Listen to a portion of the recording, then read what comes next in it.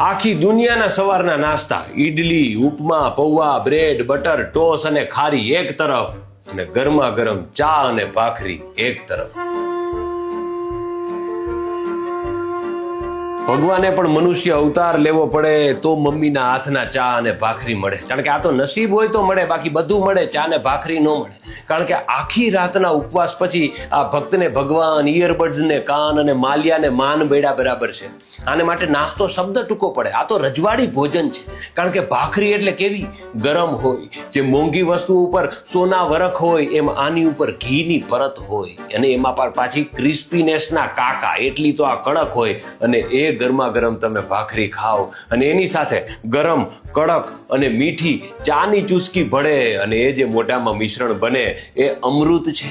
અને આ ચા એની જોડીદાર આઈ કઈ જેવી તેવી છે, કારણ કે ભગવાને છે ને સૌથી પહેલા માણસ બનાવ્યો, એની પહેલા ચા બનાવી, ત્યારે એને થયું કે એકલા ચા